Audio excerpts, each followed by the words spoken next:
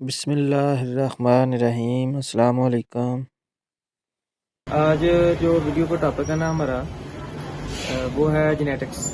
Genetics वैसे तो बहुत पेचीदा टॉपिक है और हर कोई इस पे बात नहीं कर सकता, और इसके ऊपर काफ़ी ज़्यादा वीडियोस यूट्यूब पे, फेसबुक पे, सोशल मीडिया पे अवेलेबल भी हैं। तो हमारा इस वीडियो बनाने का मकसद ये है कि हम इसमें ना बिल्कुल बेसिक वर्ड से कुछ बताएंगे। इसमें कुछ टर्म्स यूज़ की जाती हैं जेनेटिक्स में, जैसे डोमिनेंट, रिसेसिव या ऑटोसोमल डोमिनेंट, ऑटोसोमल रिसेसिव और NSL autosomal recessive, sex link. ये वर्ड जो है ना इसकी जेनेटिक्स में यूज़ किए जाते हैं, और हम इस वीडियो में सभी पे बात तो नहीं करेंगे। जस्ट आज हमारी बात होगी डोमिनेंट और रिसेसिव पे। ऑटोसोमल डोमिनेंट और ऑटोसोमल रिसेसिव में क्या फ़र्क है, और डोमिनेंट और रिसेसिव में क्या फ़र्क है, इन चीज़ों में डिफरेंस के बारे में जानेंगे। और ये भी देखेंगे कि इसमें कुछ चीज़ें ऐसी हैं कि जो कंफ्यूज करने वाली हैं। ये समझ लें कि आपको अगर ये डोमिनेंट और रिसेसिव की समझ आएगी ना, तभी आपको इसमें बर्ड की पेयरिंग के बारे में आप जान सकेंगे कि आप बर्ड की पेयरिंग कैसे कर सकते हैं और किस बर्ड को किसके साथ लगाना है।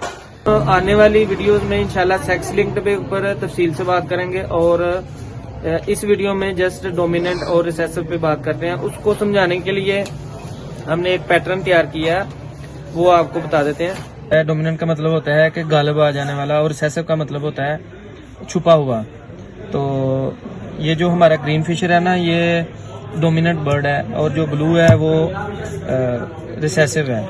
तो जो बर्ड रिसेसिव जीन रखते हैं वो, उनका अगर एक जीन किसी बर्ड में होगा तो वो नज़र नहीं आता, तो इसलिए उनको स्प्लिट बोला जाता है। तो बेसिकली हर बर्ड जो है ना वो दो जीन रखता है। जैसे ये ग्रीन बर्ड है, ग्रीन फिशर है, तो इसके पास दो जीन है।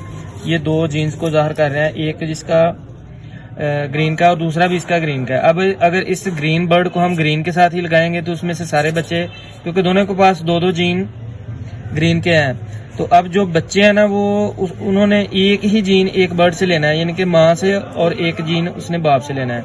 तो जब माँ की तरफ से एक ये जीन जाएगा और दूसरे बाप की तरफ से भी यही जीन जाएगा, क्योंकि माँ भी सेम जेनेटिक्स की है, ग्रीन है, और बाप भी सेम जेनेटिक्स में ग्रीन ही है।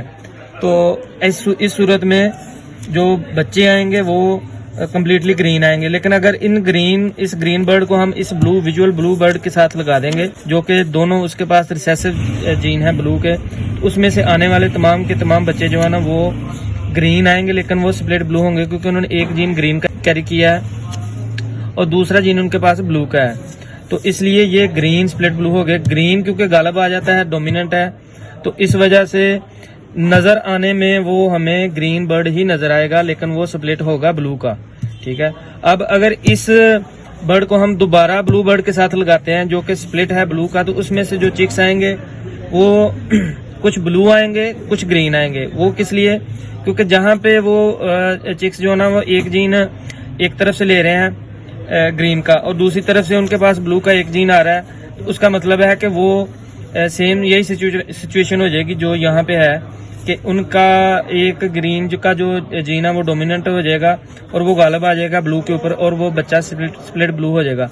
लेकिन जैसे ही वो दूसरा जीन लेगा ब्लू वाला, और यहाँ से दोनों में से कोई एक जीन भी ले ले ब्लू का, तो वो ब्लू में विजुअल में ब्लू बच्चा हो जाएगा, और वो किसी चीज़ का स्प्लिट नहीं होगा, वो विजुअल में ब्लू ही नजर आएगा, उसको ब्लू फिशरी कहा जाएगा। ये इसके पास एक ग्रीन का और एक ब्लू वन का जीन है, और इसके पास एक ब्लू वन और दूसरा भी ब्लू वन का जीन है। ब्लू में दरअसल दो जीन होते हैं, एक B1 और एक B2। जब B2 दो जीन आपस में इकट्ठे हो जाते हैं तो वो भी विजुअल में ब्लू ही नजर आते हैं, लेकिन असल में B2 जीन जो है ना वो ब्लू कलर का में नहीं होता। B2 जीन ये लाइट क्रीम कलर में होता है। तो ये जब दो जीन ब्लू 2 के इकट्ठे हो जाएंगे तो वो विजुअल में वो बर्ड जो है ना वो ब्लू ही नजर आ रहा होगा, और इसमें दोनों में पहचान करना मुश्किल होगा, यानी कि पहचान कर ही नहीं सकते किसी सूरत भी। ये सिर्फ टेस्ट ब्रीड से ही पता चलेगा। टेस्ट ब्रीड कैसे होगी कि जैसे इस बर्ड को हम दोबारा ब्लू से लगाएंगे तो उसमें से जो बच्चे आएंगे वो सारे के सारे पार ब्लू आएंगे। असल में B2 जीन जो है ना वो पार ब्लू का जीन है, यानी कि ब्लू बर्ड का ही एक जीन है, लेकिन जब ये कम्बिनेशन हो जाता है ब्लू 2 और ब्लू 1 जीन का, ये एक जीन यहाँ से लेगा और एक जीन यहाँ से, तो उसमें से जितने भी बच्चे आएंगे वो सारे इसी कॉम्बिनेशन में आएंगे।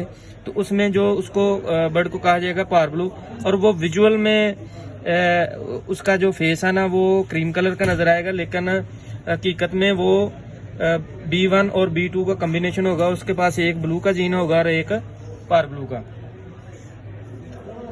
तो ये हमने झटका सा और सादा सा मेथड यूज़ किया था डोमिनेंट और रिसेसिव को समझने के लिए।